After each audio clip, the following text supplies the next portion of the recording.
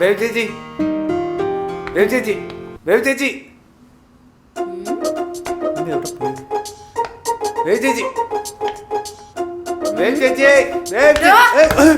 നിനക്ക് ഞാൻ ഈ തറ തുടക്കുന്ന കണ്ടുകൂടാ? കണ്ടുടാ.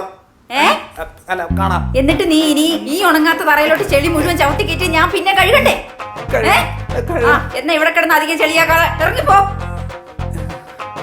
ഇനി ഇതെങ്ങാണ് ഉണങ്ങുന്നതിന് മുമ്പ് ഇങ്ങോട്ടെങ്ങാണം കേറിയാ നിന്റെ 2 മുട്ടുകാരുണ്ടല്ലോ, 2 ഞാൻ തല്ലി ഓടിക്കും. കേട്ടോ കേട്ടോ? നീ എന്ത് പൊട്ടനാണോടാ? നിനക്ക് ചെവി കിട്ടൂടെ? കേട്ടോ? എന്നാ ഇറങ്ങിപ്പോയി അപ്പുറത്തെങ്ങാണോ ഇരിക്കും.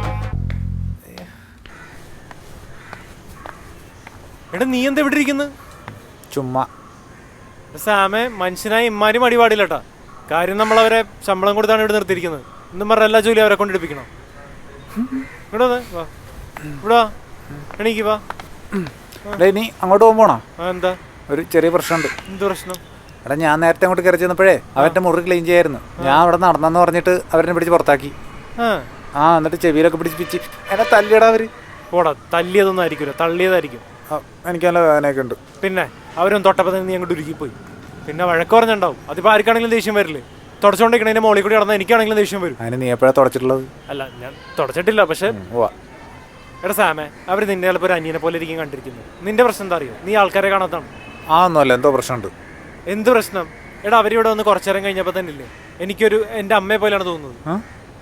ഞാൻ ഒന്നും കൊണ്ടേ കൊടുക്കട്ടെ. ബേബി ചേച്ചി, ഞാനിതാ വന്നു.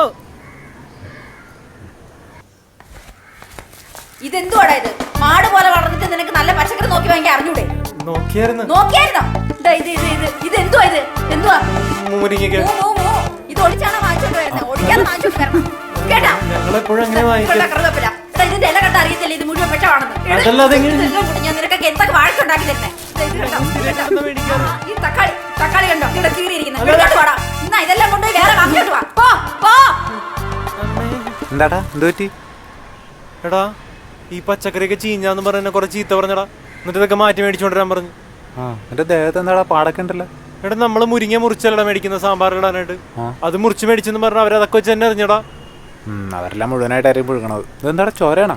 അത് തക്കാളിക്ക് അറിഞ്ഞാണ്. എന്തോ കുഴപ്പമുണ്ടല്ലേ?